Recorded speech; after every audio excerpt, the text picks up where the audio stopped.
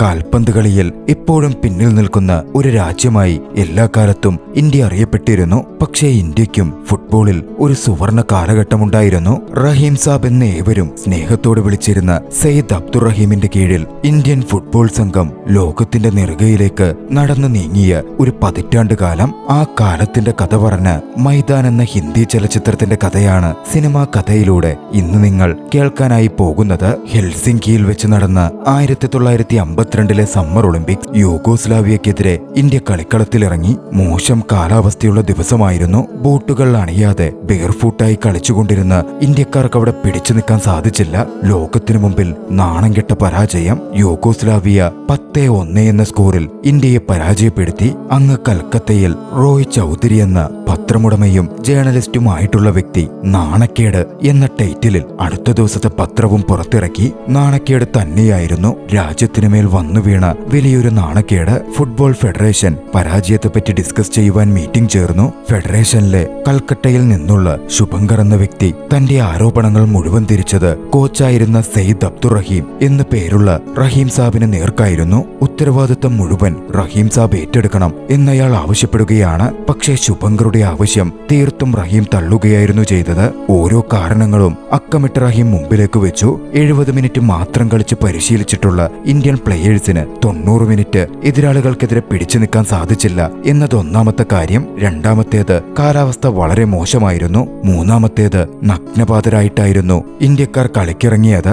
മാത്രമല്ല ഈ പ്ലേയേഴ്സിനെ മൊത്തം ഞാൻ ഒറ്റയ്ക്ക് തിരഞ്ഞെടുത്തതുമല്ല. അത്തരത്തിലായിരുന്നെങ്കിൽ എല്ലാ ഉത്തരവാദിത്വവും ഞാൻ തന്നെ ഏറ്റെടുത്തേനെ. അന്ന് ഫെഡറേഷൻ പ്രസിഡന്റായിരുന്ന അഞ്ചാനും റഹീമിന്റെ വാദങ്ങളോട് ചേർന്ന് നിൽക്കുന്നുണ്ട്. പിന്നാലെ തന്റെ തീരുമാനപ്രകാരം മികച്ച പ്ലേയേഴ്സിനെ ടീമിലേക്ക് തിരഞ്ഞെടുക്കാനുള്ള അനുവാദം തനിക്ക് തരണം എന്ന് റഹീം ഫെഡറേഷനോട് ആവശ്യപ്പെടുകയാണ്. പക്ഷേ ശുഭങ്കർ ഒന്നും അതിന് വഴങ്ങുന്നില്ലെങ്കിലും ഫെഡറേഷൻ പ്രസിഡന്റ് അഞ്ചാൻ അവിടെ നടത്തുന്ന വോട്ടെടുപ്പിലൂടെ റഹീമിന് അതിനുള്ള അനുവാദം നൽകുന്നു. തിരികെ എത്തിയ റഹീം നേരെ പോയത് തന്റെ വീട്ടിലേക്കായിരുന്നു. റഹീമിന് വീട്ടിൽ ഭാര്യയുണ്ട്, ഒരു മകനുണ്ട്, മകളുണ്ട്, അദ്ദേഹത്തിന്റെ അമ്മയുണ്ട്. വളരെ സന്തുഷ്ടമായ ഒരു കുടുംബമായിരുന്നു റഹീമിന്റേത്.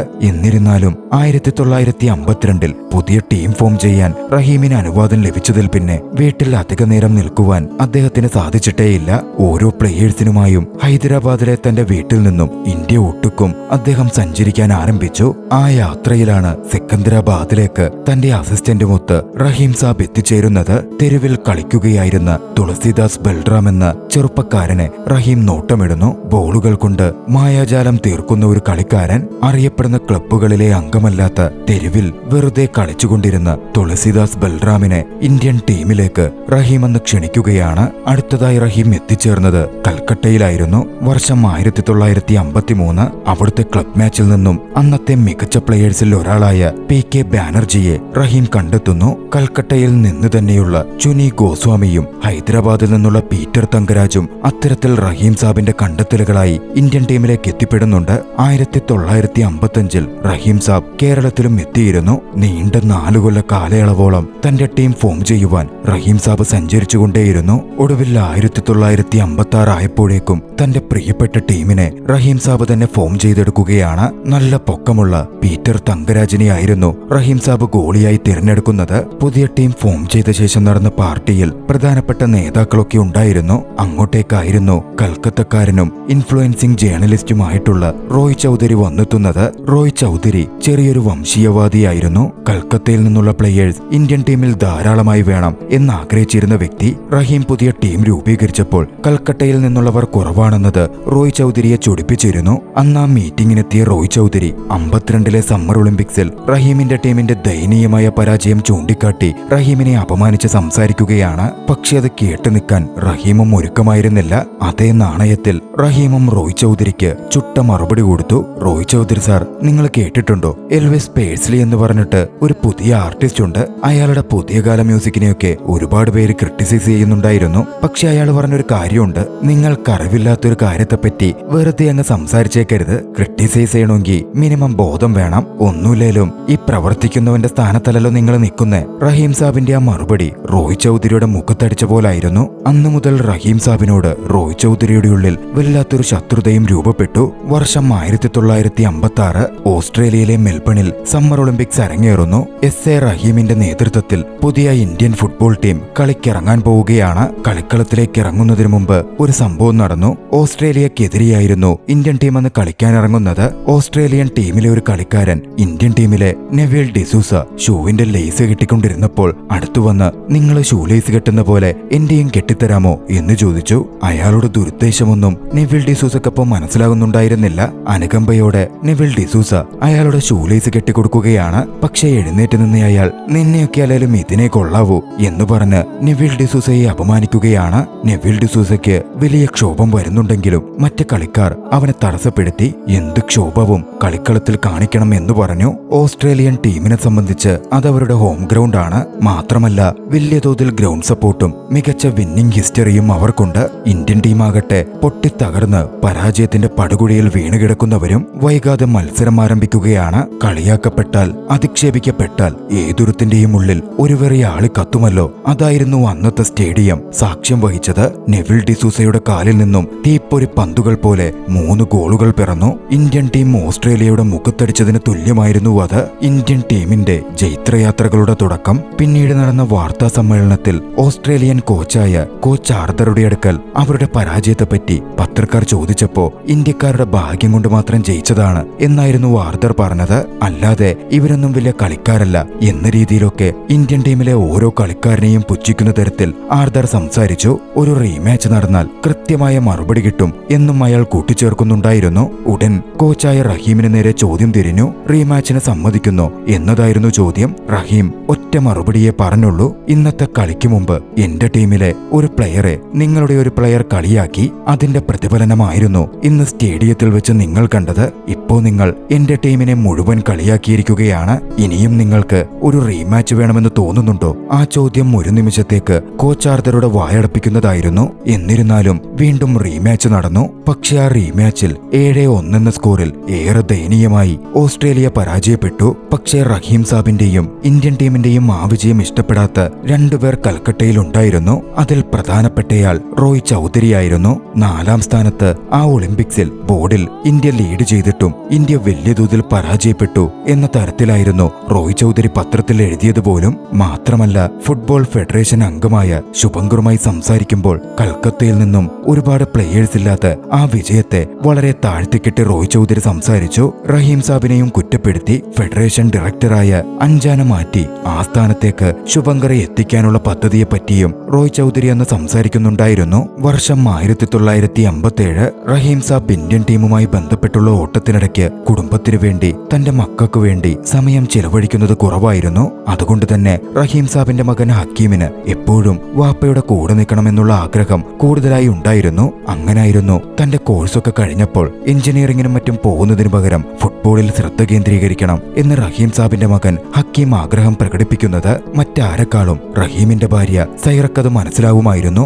മകൻ ആ ആഗ്രഹം പറഞ്ഞപ്പോൾ ഒക്കത്തിനും കൂടുതൽ സംസാരിക്കാതെ യെസ് പറഞ്ഞ റഹീമിനെ കണ്ട് സൈറ ദേഷ്യപ്പെട്ടു. ഒടുവിൽ സൈറയുമായി റഹീം സംസാരിക്കുമ്പോഴാണ് ഹക്കീമിന്റെ ആഗ്രഹം എന്താണെന്നും എന്തുകൊണ്ടാണ് അവൻ ഫുട്ബോൾ തിരഞ്ഞെടുത്തത് എന്നും റഹീം അറിയുന്നത്. അന്ന് മനസ്സ് തുറന്ന് റഹീം തന്റെ മകനുമായി സംസാരിച്ചു. പക്ഷെ തനിക്ക് ഫുട്ബോൾ കളിക്കണം, താൻ നന്നായി കളിക്കുന്നുണ്ട് എന്നായിരുന്നു മകൻ ഹക്കീം പറഞ്ഞത്. മകനെ സപ്പോർട്ട് ചെയ്യുവാൻ റഹീം തീരുമാനിക്കുകയാണ്. ഹൈദരാബാദ് ടീമിലായിരുന്നു ഹക്കീം കളിച്ചിരുന്നത്.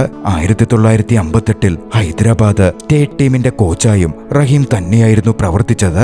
1958 നാഷണൽ ടീം മാച്ച് നടക്കുന്നു. കൽക്കത്ത ടീമും ഹൈദരാബാദുമായിരുന്നു ഏറ്റുമുട്ടിയത്. കൽക്കത്ത ടീമിന്റെ തുറുപ്പുചീട്ടായ ഇന്ത്യൻ ടീം പ്ലെയറായ ചുനി ഗോസ്വാമിയെ അട്ടിമറിച്ച് റഹീം സാബിന്റെ നിർദ്ദേശപ്രകാരം ഹൈദരാബാദ് ടീം വളരെ വലിയ വിജയം നേടുകയാണ്. അന്ന് വിജയിച്ച ഹൈദരാബാദ് ടീമിൽ പ്രധാന പങ്കാളിയായത് റഹീം സാബിന്റെ മകൻ ഹക്കീം തന്നെയായിരുന്നു. അന്നത്തെ കൽക്കത്ത ടീമിന്റെ കോച്ച് വന്ന് റഹീം സാബിനടുക്കൽ അദ്ദേഹത്തിന്റെ കോച്ചിംഗ് മികവിനെപ്പറ്റി വലിയ തോതിൽ പ്രശംസിക്കുന്നുണ്ട്. വർഷം 1960 റഹീം സാബിന്റെ നേതൃത്വത്തിൽ ഇന്ത്യൻ ടീം വീണ്ടും ക്യാമ്പിൽ ഒത്തുകൂടി ട്രെയിനിങ്ങുകൾ ആരംഭിച്ചു. മികച്ച ട്രെയിനിങ് ആയിരുന്നു റഹീം സാബ് ചെയ്തുകൊണ്ടിരുന്നത്. ടീമിനുള്ളിൽ പ്രത്യേകം ബോണ്ടിംഗ് ഉണ്ടാക്കാനും ഓരോരുത്തരും ഇന്ത്യക്ക് വേണ്ടി ടീം ഇന്ത്യയായി ഒത്തുചേർന്ന് കളിക്കുന്ന കാര്യത്തിലും റഹീം സാബ് ഉറപ്പുവരുത്തി. അത്തവണത്തെ ടീമും തിരഞ്ഞെടുക്കപ്പെട്ടു. PK ബാനർജി തന്നെയായിരുന്നു റഹീം സാബ് തിരഞ്ഞെടുത്ത ക്യാപ്റ്റൻ. പക്ഷേ ഫെഡറേഷൻ മീറ്റിംഗിൽ ശുഭങ്കർ അതിനെ ചോദ്യം ചെയ്യുകയാണ്. PK ബാനർജി കൽക്കത്തയിൽ നിന്നുള്ള ആളാണെങ്കിൽ പോലും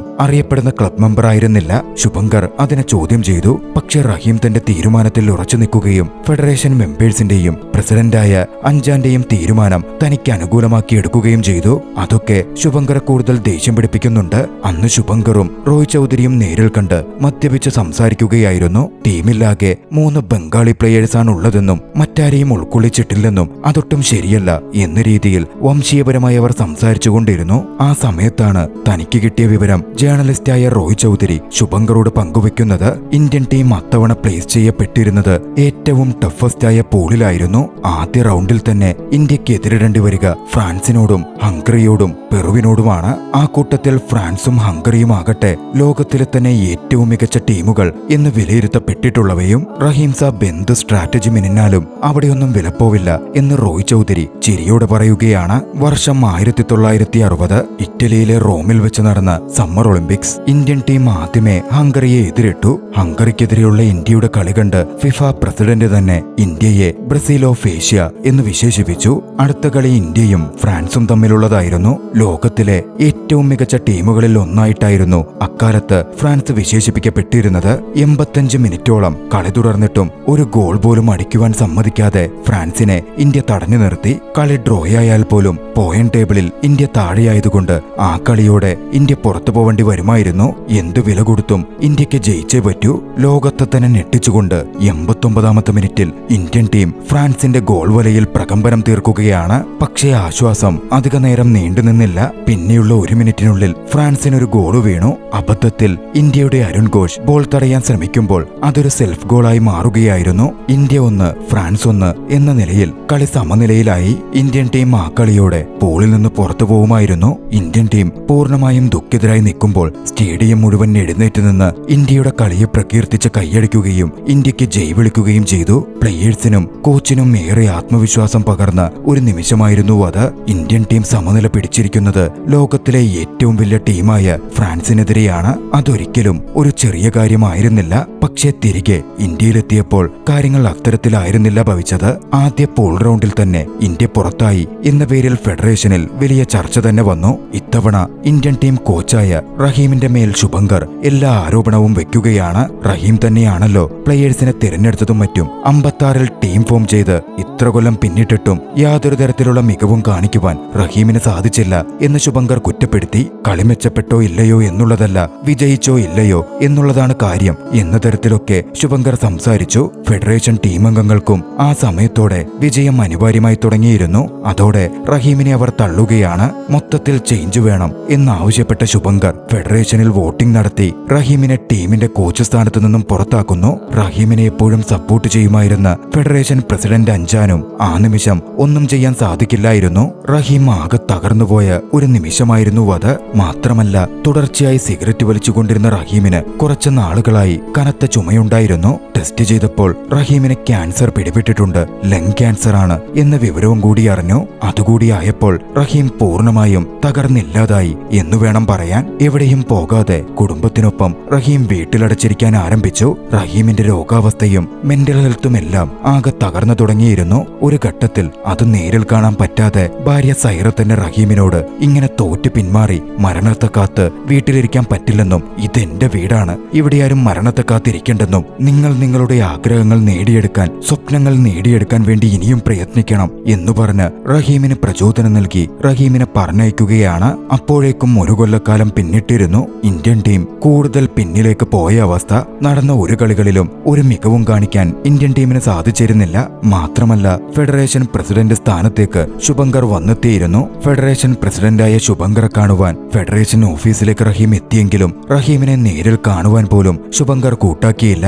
ഒടുവിൽ അപമാനിതനായി തിരിച്ചു പോരാൻ തുനിഞ്ഞ റഹീം അതിനു മുമ്പ് ഫെഡറേഷൻ അംഗമായ അഞ്ചാനെ ചെന്ന് കാണുകയാണ്. അഞ്ചാനോട് കോച്ചായി തിരികെ വരാനുള്ള തന്റെ ആഗ്രഹം റഹീം പങ്കുവെച്ചു. പിന്നാലെ റഹീമിന്റെ ക്യാൻസറിന്റെ കാര്യവും അഞ്ചാൻ മനസ്സിലാക്കുകയാണ്. അതോടെ റഹീമിന് ഒരു അവസരവും കൂടി കൊടുക്കണം എന്ന ആഗ്രഹം അഞ്ചാന്റെ മനസ്സിലും വരുന്നു. അടുത്ത ഫെഡറേഷൻ മീറ്റിംഗ് നടക്കുമ്പോൾ റഹീമുമായി അഞ്ചാൻ മീറ്റിംഗിലേക്ക് എത്തി. അവിടെയും റഹീമിനെ തടയുവാനും ഒറ്റപ്പെടുത്താനും ശുഭങ്കർ നോക്കുന്നുണ്ടെങ്കിലും അഞ്ചാൻ റഹീമിന് വേണ്ടി സംസാരിച്ചു. റഹീം പോയ ശേഷം ഇന്ത്യൻ ടീം എത്രത്തോളം മോശപ്പെട്ട രീതിയിലേക്കാണ് പോയതെന്നും റഹീമിന് തിരികെ വരാൻ എല്ലാ അവകാശവുമുണ്ട് എന്നും അഞ്ചാൻ വാദിച്ചു. പിന്നാലെ ഇന്ത്യൻ ടീമിന്റെ ഭാവിയെപ്പറ്റിയും ഇന്ത്യയെപ്പറ്റിയും സംസാരിച്ച അഞ്ചാൻ ഏവരുടെയും മനസ്സിൽ തൊടുന്ന ഒരു പ്രഭാഷണം നടത്തി. ശുഭങ്കറുടെ മനസ്സിലൊഴിച്ച് ബാക്കി ഫെഡറേഷൻ അംഗങ്ങളുടെ മനസ്സ് മുഴുവൻ തട്ടുന്ന രീതിയിലായിരുന്നു അഞ്ചാൻ ഓരോ വാക്കും പറഞ്ഞത്. ഒടുവിൽ നീതിപരമായി ഒരു വോട്ടെടുപ്പ് നടത്തണം എന്നഞ്ചാൻ ആവശ്യപ്പെട്ടു. ആരും റഹീമിനെ സപ്പോർട്ട് ചെയ്യില്ല എന്ന ശുഭവിശ്വാസത്തിൽ ശുഭങ്കറും വോട്ടിങ്ങിന് അനുമതി കൊടുക്കുകയാണ്. പക്ഷേ ശുഭങ്കർ പോലും ഞെട്ടിച്ചുകൊണ്ട് ആദ്യം കൈയുയർത്തിയത് നിലവിൽ ഇന്ത്യ ടീമിന്റെ കോച്ചായിട്ടുള്ള പഴയ കൽക്കത്ത ടീമിന്റെ കോച്ചായിരുന്നു. പിന്നെ തുടരെ ഫെഡറേഷൻ അംഗങ്ങൾ ഓരോരുത്തരായി കൈയുയർത്തി. വീണ്ടും ഇന്ത്യൻ ടീം കോച്ചിന്റെ സ്ഥാനത്തേക്ക് അതോടെ റഹീം സാബ് എത്തിപ്പെടുകയായിരുന്നു. നിങ്ങൾ കോച്ചായാൽ എന്തു ചെയ്യും എന്ന് ശുഭങ്കർ ചോദിച്ചു. ഇന്ത്യ ടീമിനെ വിജയത്തിലെത്തിക്കും എന്ന് റഹീം പറഞ്ഞപ്പോൾ അത് സംഭവിച്ചില്ലെങ്കിലോ എന്നായി ശുഭങ്കറുടെ ചോദ്യം. എങ്കിൽ ഇനി എന്റെ ജീവിതത്തിൽ ഞാൻ ഒരു ടീമിനെയും കോച്ച് ചെയ്യില്ല എന്നായിരുന്നു റഹീം സാബ് അന്ന് മറുപടി പറഞ്ഞത്. ആ മറുപടി ഒന്നടങ്കം ഏവരെയും ഒന്ന് ഞെട്ടിക്കുന്നത് പോലുമായിരുന്നു.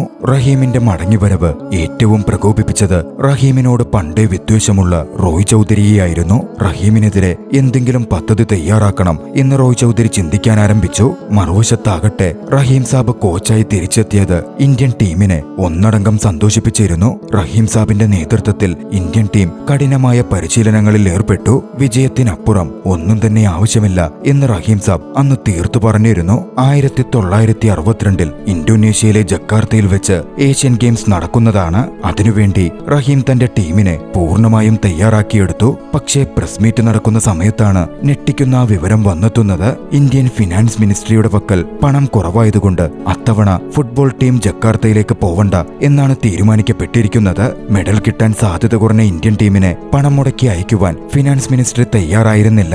വൈകാതെ ഒരു കാര്യം കൂടി റഹീം മനസ്സിലാക്കി. അതിന് പിന്നിൽ പ്രവർത്തിച്ചിരിക്കുന്നത് റോയ് ചൗധരിയാണെന്ന സത്യം. മിനിസ്ട്രിയുടെ പക്കൽ പണം കുറവായതുകൊണ്ട് ഏത് തരത്തിലാണ് അതിന്റെ നടപടി എടുക്കേണ്ടത് ഫിനാൻസ് മിനിസ്ട്രി മികച്ച സ്പോർട്സ് ജേർണലിസ്റ്റായ റോയ് ചൗധരിയോട് അഭിപ്രായം ചോദിച്ചിരുന്നു. റോയ് ചൗധരി ആയിരുന്നു ഫുട്ബോൾ ടീമിൽ ഒരുപാട് മെമ്പേഴ്സ് ഉണ്ട്. അവർ പോയാൽ ചിലപ്പോൾ മെഡലുകളൊന്നും നേടാനും സാധിക്കില്ല. ഒരു ടീമിനെ ഒഴിവാക്കിയാൽ ഒറ്റയടിക്ക് വലിയൊരു തുക ലാഭിക്കാം എന്ന് സജസ്റ്റ് ചെയ്തത്. അതിനു പിന്നിൽ വർക്ക് ചെയ്തതാകട്ടെ റഹീം സാബിനോടുള്ള റോയ് ചൗധരിയുടെ പ്രതികാരവുമായിരുന്നു. റഹീം സാബിന്റെ മുമ്പിലുള്ള അവസാന അവസരമാണ്. ക്യാൻസർ അദ്ദേഹത്തെ മരണത്തോടടുപ്പിച്ചുകൊണ്ടിരിക്കുന്നു. തന്റെ ടീം പൂർണ്ണമായും തയ്യാറായും കഴിഞ്ഞു. അതുകൊണ്ട് തന്നെ വിട്ടുകൊടുക്കാൻ റഹീം സാബ് ഒരുക്കമായിരുന്നില്ല. അന്നത്തെ ഫിനാൻസ് മിനിസ്റ്റർ ആയിരുന്ന മൊറാർജി ദേശായിയെ റഹീം സാബ് നേരിൽ ചെന്ന് കാണുകയാണ്. തന്റെ ടീമിനെ പോകാൻ അനുവദിക്കണം എന്ന ആവശ്യം അദ്ദേഹം ഉന്നയിക്കുന്നു. പക്ഷേ പണത്തിന്റെ കാര്യമൊക്കെ പറഞ്ഞപ്പോൾ പ്ലേയേഴ്സും അത്ലറ്റും അല്ലാതെ എത്രയോ പൊളിറ്റീഷ്യൻസും മറ്റുള്ളവരും വെറുതെ ജക്കാർട്ടയിലേക്ക് പോകുന്നുണ്ട്. അത് തടഞ്ഞുകൊണ്ട് ടീമിനെ പോവാൻ അനുവദിച്ചുകൂടെ എന്ന് റഹീം സാബ് ചോദിക്കുകയാണ്. അത് ദേശായിയെ കുറച്ച് ചിന്തിപ്പിക്കുന്നതായിരുന്നു. ഒടുവിൽ ചെലവ് ചുരുക്കി പോക്കറ്റ് മണി ഒന്നുമില്ലാതെ ഇന്ത്യൻ ടീമിലെ 16 പേർക്ക് മാത്രം ജക്കാർത്തയിലെ ഏഷ്യൻ ഗെയിംസിലേക്ക് പോകുവാൻ അനുവാദം ലഭിക്കുന്നു. ഒടുവിൽ വേദനയോടെയെങ്കിലും തന്റെ ടീമിൽ നിന്നും ഏറ്റവും മികച്ച 16 പ്ലേയേഴ്സിനെ റഹീം സാബ് തിരഞ്ഞെടുക്കുന്നു. അന്ന് റഹീം സാബ് ഒഴിവാക്കിയ പ്ലേയേഴ്സിൽ റഹീം സാബിന്റെ മകൻ ഹക്കീമും പെട്ടിരുന്നു. മകനെ ടീമിൽ നിന്ന് പുറത്താക്കിയതിനെ പറ്റി റഹീം സാബ് ഹക്കീമിനോട് സംസാരിച്ചു. അന്ന് ഹക്കീം ഒരേ ഒരു മറുപടി തന്റെ വാപ്പയോട് പറഞ്ഞു. എന്റെ വാപ്പ ഒരുപക്ഷെ എന്നോട് അനീതി കാണിക്കുമായിരിക്കും. പക്ഷേ എല്ലാവരും റഹീം സാബ് എന്ന് വിളിക്കുന്ന ഇന്ത്യൻ കോച്ചിന്റെ എസ് എ റഹീം ഒരിക്കലും തന്റെ ഒരു പ്ലെയറോട് അനീതി കാണിക്കില്ല. അന്ന് റഹീം സാബ് തന്റെ മകനെ തന്നോട് ചേർത്തു പിടിച്ചു. അങ്ങനെ 1962 ഇന്തോനേഷ്യയിലെ ജക്കാർത്തയിൽ വെച്ച് നടക്കുന്ന ഏഷ്യൻ ഗെയിംസ് ഇന്ത്യയുടെ ആദ്യത്തെ കളി ഏഷ്യയിലെ തന്നെ ഏറ്റവും മികച്ച ടീമായ സൗത്ത് കൊറിയക്കെതിരെയായിരുന്നു. പക്ഷേ അതിനു മുമ്പ് ഇന്ത്യൻ ടീമിന് വലിയൊരു തിരിച്ചടി നേരിടേണ്ടി വന്നു. തലേ ദിവസത്തെ പ്രാക്ടീസിനിടയിൽ ഇന്ത്യൻ ടീമിന്റെ തുറപ്പുചീട്ടായ ഗോൾ കീപ്പർ തങ്കരാജിന് പരിക്കേറ്റിരുന്നു. ഡോക്ടർ റെസ്റ്റ് നിർദ്ദേശിച്ചതുകൊണ്ട് തങ്കരാജിന് കളിക്കിറങ്ങാൻ സാധിക്കില്ല. സബ്സ്റ്റിറ്റ്യൂട്ട് ഗോളിയായ പ്രദ്യുത് ബർമനായിരുന്നു ഇന്ത്യൻ ടീമിനു വേണ്ടി ഗോൾ കീപ്പറായിട്ട് ഇറങ്ങിയത്. സൗത്ത് കൊറിയക്കുള്ള കളിയിൽ അതുകൊണ്ട് തന്നെ ഇന്ത്യൻ ടീം വീക്കായി കാണപ്പെട്ടു. ഉയർന്ന ഷോട്ടുകൾ ഉയർന്ന പാസുകൾ വെച്ചിട്ടായിരുന്നു സൗത്ത് കൊറിയൻ ടീം കളിച്ചിരുന്നത്. തുടരെ അവരുടെ ബോളുകൾ ഇന്ത്യയുടെ ഗോൾ പോസ്റ്റിലേക്ക് വന്നുകൊണ്ടിരുന്നു. തങ്കരാജിനെ പോലെ അത്രയധികം പൊക്കമില്ലാതിരുന്ന പ്രദ്യുത് ബർമന് ഉയർന്നു വരുന്ന ബോളുകൾ തടയാൻ സാധിച്ചില്ല. 4-1 സ്കോറിൽ സൗത്ത് കൊറിയക്കെതിരെ ഇന്ത്യൻ ടീം അന്ന് ദയനീയമായി പരാജയപ്പെട്ടു. ടീം അംഗങ്ങൾക്കിടയിൽ തന്നെ അത് വലിയ വാക്കുതർക്കങ്ങളിലേക്കും പ്രശ്നങ്ങളിലേക്കും നയിക്കുന്നുണ്ടായിരുന്നു. പോരാത്തതിന് കളി കഴിഞ്ഞപ്പോൾ റോയ് ചൗധരി വന്ന് പരാജയത്തിന്റെ പേരിൽ റഹീം സാബിനെ കളിയാക്കുകയും നാളെ നാളെ നടക്കുന്ന തായ്ലാന്റിനെതിരെയുള്ള മാച്ചിൽ ഇന്ത്യൻ ടീം വിജയിക്കാനേ പോകുന്നില്ല, മുമ്പൊന്നും ജയിച്ചിട്ടേ ഇല്ലല്ലോ എന്ന മട്ടിൽ കളിയാക്കുകയും ചെയ്തു. നാളെ തിരിച്ചു പോവാനുള്ള ഫ്ലൈറ്റ് ടിക്കറ്റ് ബുക്ക് ചെയ്തിട്ടുണ്ട് എന്ന് റഹീം സാബിനോട് പറയുകയും ചെയ്യുന്നുണ്ട്. ഒന്നും മിണ്ടാതെ റഹീം സാബ് നേരെ ഡ്രസ്സിംഗ് റൂമിലേക്ക് പോയി. അവിടെ പ്ലേയേഴ്സ് തമ്മിൽ വാക്കുതർക്കം നടക്കുകയായിരുന്നു. റഹീം സാബിനെ കണ്ടതും എല്ലാവരും വാക്കുതർക്കം നിർത്തി. മുന്നിലേക്ക് വന്ന റഹീം സാബ് ആരെയും കുറ്റപ്പെടുത്തിയില്ല. പരസ്പരം കുറ്റപ്പെടുത്തുന്നതിന് മുമ്പ് ഫോർമേഷൻ എന്താണെന്ന് മനസ്സിലാക്കുവാനും ഫോർമേഷൻ ഫോളോ ചെയ്ത് കളിക്കുവാനും അവർക്ക് അദ്ദേഹം നിർദ്ദേശം കൊടുത്തു. ഫോർമേഷൻ അവിടുത്തെ ബോർഡിൽ അദ്ദേഹം വരച്ചു വെക്കുകയും ചെയ്തു. ഇന്ത്യൻ ടീമിന്റെ അടുത്ത കളി തായ്ലാന്റിനെതിരെയായിരുന്നു. പൊതുവെ അഗ്രസീവായ കളിക്ക് പേരുകേട്ട ടീമാണ് തായ്ലാന്റ്. അത്തരത്തിൽ തന്നെ അവരവരുടെ കളി ആരംഭിച്ചു. പക്ഷേ ഇത്തവണ ഇന്ത്യൻ ടീം പുതിയ ഫോർമേഷനിൽ കൂടുതൽ മനക്കരുത്തോടെയായിരുന്നു ഇറങ്ങിയിരുന്നത്. എന്നിരുന്നാൽ തന്നെയും തായ്ലാന്റ് ടീമിന്റെ മുന്നേറ്റങ്ങളെ ഡിഫൻഡറായ ജയ്നേൽ സിംഗ് അതിവിദഗ്ധമായി തടഞ്ഞു നിർത്തിക്കൊണ്ടിരുന്നു. പക്ഷെ ഒരു ഘട്ടത്തിൽ തായ്ലാന്റിനൊരു കോർണർ കിക്ക് ലഭിക്കുകയാണ്. കോർണർ കിക്കിൽ 99% വിജയം എല്ലായ്പ്പോഴും അവർ നേടിയിട്ടുണ്ട്. ജർണേൽ സിംഗ് അത് തടയാൻ നിന്നു. പക്ഷേ നിർഭാഗ്യവശാൽ അതൊരു ഗോളായി മാറി. ഏവരും പിരിഞ്ഞുപോയിട്ടും ജർണേൽ സിംഗ് താഴെ വീണ് കിടക്കുകയായിരുന്നു. ആ കോർണർ കിക്ക് സംഭവിച്ചപ്പോൾ ജർണേൽ സിംഗ് ആക്രമിക്കപ്പെട്ടിട്ടുണ്ടെന്ന് അദ്ദേഹത്തിന്റെ നെറ്റിയിലെ മുറിവ് ബോധ്യപ്പെടുത്തുന്നുണ്ടായിരുന്നു. അങ്ങോട്ടേക്ക് കടന്നുവന്ന എസ് എ റഹീം തന്റെ പ്ലേയേഴ്സിനോട് ഒരേ ഒരു കാര്യമാണ് പറഞ്ഞത്. മറ്റൊന്നും തനിക്ക് നോക്കാനില്ല. തനിക്കാകെ വേണ്ടത് ജർണേൽ സിംഗിന്റെ ശരീരത്തിൽ പറ്റിയ ഈ മുറിവുണ്ടല്ലോ, അതിനുള്ള മറുപടികൾ മാത്രമാണ്. ജർണേൽ സിംഗ് സ്റ്റേഡിയത്തിൽ നിന്ന് പിൻവലിക്കപ്പെട്ടതോടെ 10 പേരടങ്ങുന്ന ടീം തായ്ലാന്റിനെതിരെ പോരടിക്കാൻ ആരംഭിക്കുകയായിരുന്നു. അതുവരെ കഴിഞ്ഞ കളിയായിരുന്നില്ല പിന്നീട് സ്റ്റേഡിയം കണ്ടത്. ഇന്ത്യൻ പ്ലേയേഴ്സും അഗ്രസീവായിട്ടുള്ള കളി ആരംഭിച്ചു. ഇന്ത്യൻ ടീമിന്റെ മുന്നേറ്റങ്ങളെ തടുക്കുവാൻ തായ്ലാന്റ് ഡിഫൻഡേഴ്സിന് സാധിക്കില്ലായിരുന്നു. മധ്യനിരയും പിന്നിട്ട് ഗോൾ വലകൾ കുലുക്കി ഇന്ത്യൻ ടീം മുന്നേറിക്കൊണ്ടിരുന്നു. ലോകത്ത് തന്നെ നടുക്കിക്കൊണ്ട് 4-1 എന്ന സ്കോറിൽ ഇന്ത്യൻ ടീം അന്ന് വലിയ വിജയം നേടി. റോയ് ചൗധരിയെ അടക്കം ഞെട്ടിക്കുന്ന പ്രകടനമായിരുന്നു ഇന്ത്യൻ ടീം അന്ന് കാഴ്ചവെച്ചത്. കളിയാക്കിയവരുടെ മുഖത്തുള്ള ശക്തമായൊരു പ്രഹരം ഇന്ത്യൻ നയതന്ത്രജ്ഞരുടെ ഇടയിലും അത് വലിയ ചർച്ചാ വിഷയമായിരുന്നു. അന്നത്തെ വിജയത്തിനു ശേഷം ഒരു ഇന്ത്യൻ നയതന്ത്രജ്ഞൻ പത്രക്കാരെ കാണുമ്പോൾ അദ്ദേഹത്തോട് പല ചോദ്യങ്ങളും വന്നു. ആ കൂട്ടത്തിൽ അത്തവണത്തെ ഏഷ്യൻ ഗെയിംസിൽ നിന്ന് ഇന്തോനേഷ്യ ഇസ്രായേലിനെയും തായ്വാനെയും അറബ് രാജ്യങ്ങളുടെ വാക്കുകേട്ട് മാറ്റി നിർത്തിയതിനെതിരെ ഇന്ത്യൻ നയതന്ത്രജ്ഞൻ ശക്തമായി വിമർശിക്കുന്നുണ്ട്. ശക്തമായ ഭാഷയിലുള്ള ആ വിമർശനം ഇന്തോനേഷ്യക്കാരെ വിറളി പിടിപ്പിക്കുകയാണ്. അതോടെ ഇന്തോനേഷ്യയിൽ ഇന്ത്യക്കെതിരെ പ്രകടനവും മറ്റും ആരംഭിച്ചു. ഇന്ത്യയുടെ അടുത്ത കളി ജപ്പാനെതിരെയായിരുന്നു. മികച്ച ഫോമിലെത്തിയിരുന്ന ഇന്ത്യൻ ടീം ആ കളിയിലും വിപ്ലവം തീർക്കുകയാണ്. ജപ്പാനെ പരാജയപ്പെടുത്തി ഇന്ത്യൻ ടീം സെമിഫൈനലിൽ എത്തിപ്പെട്ടു. സെമിഫൈനലിൽ വിയറ്റ്നാമിനെതിരെയായിരുന്നു ഇന്ത്യൻ ടീമിന് പോരടിക്കേണ്ടിയിരുന്നത്. റഹീം സാബ് ടീമിന് വേണ്ട നിർദ്ദേശങ്ങൾ കൊടുത്തു. പക്ഷെ അപ്പോഴേക്കും അദ്ദേഹത്തിന്റെ രോഗാവസ്ഥ ഏറെ വഷളായി കഴിഞ്ഞിരുന്നു. സെമിഫൈനലിൽ ഇന്ത്യക്കെതിരെ ആദ്യഘട്ടത്തിൽ വിയറ്റ്നാം 2 ഗോളുകൾ നേടിയിരുന്നു. പക്ഷെ പിന്നീട് കളിക്കളം സാക്ഷ്യം വഹിച്ചത് ഇന്ത്യയുടെ മികച്ച തിരിച്ചുവരവിനായിരുന്നു. മികച്ച സ്ട്രാറ്റജിയിലൂടെ വിയറ്റ്നാമിനെതിരെ 3-2 എന്ന ഗോൾ നിലയിലേക്ക് ഇന്ത്യ ഉയരുകയാണ്. ഇന്ത്യയുടെ ഐതിഹാസിക വിജയം അവിടെ സംഭവിക്കുകയായിരുന്നു. ചരിത്രത്തിൽ ആദ്യമായി ഇന്ത്യ അന്ന് ഏഷ്യൻ ഗെയിംസ് ഫൈനൽ ഫുട്ബോൾ മാച്ചിലേക്ക് തിരഞ്ഞെടുക്കപ്പെട്ടു. മറുവശത്ത് അപ്പോഴേക്കും വിജയിച്ച് കൊറിയൻ ടീമും ഫൈനലിൽ എത്തിയിരുന്നു. ഇന്ത്യ വാസസ് സൗത്ത് കൊറിയയായിരുന്നു ഫൈനൽ സംഭവിക്കുക.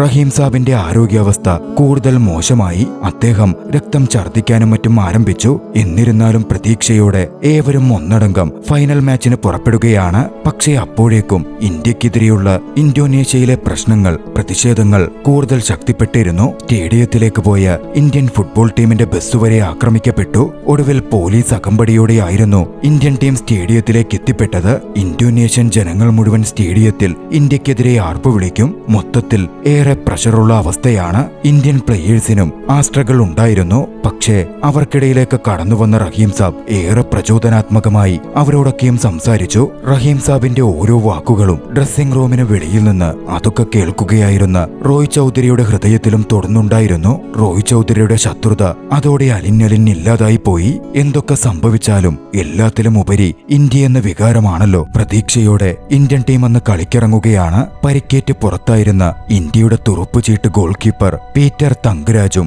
മികച്ച ഡിഫൻഡറായ ജർണയിൽ സിംഗും കളിയിലേക്ക് തിരികെ എത്തിയിരുന്നു. വൈകാതെ കൊറിയക്കെതിരെയുള്ള ഇന്ത്യയുടെ ഫൈനൽ പോരാട്ടം അരങ്ങേറുകയാണ്. മികച്ച വിജയങ്ങൾ നേടി പല കപ്പുകളും കരസ്ഥമാക്കിയിട്ടുള്ള ഏറ്റവും മികച്ച ടീമുകളിൽ ഒന്നായിരുന്നു ആ സമയം സൗത്ത് കൊറിയ. വൈകാതെ കളി ആരംഭിച്ചു. പക്ഷേ സൗത്ത് കൊറിയയുടെ മുന്നേറ്റങ്ങളെ ഗോളിയായ തങ്കരാജ് മികച്ച രീതിയിൽ പ്രതിരോധിക്കുകയാണ്. പക്ഷേ ഒരു ഘട്ടത്തിൽ തങ്കരാജിന്റെ കാലിന് പരിക്കുപറ്റി കളി കൈവിട്ടുപോകും എന്ന് ചിന്തിക്കുന്ന ആ ഘട്ടത്തിൽ പോലും തങ്കരാജ് കളിയിൽ നിന്ന് പിന്മാറാതെ കളിക്കളത്തിൽ തുടർന്നു. പക്ഷേ പിന്നാലെ തന്നെ തങ്കരാജിന്റെ കാലിന്റെ പരിക്ക് മുതലെടുത്ത് കൊറിയയുടെ ആദ്യത്തെ ഗോൾ പിറന്നു. ഇന്ത്യൻ ടീം മൊത്തത്തിൽ നിരാശയിൽ ആണ്ടുപോയ സമയം.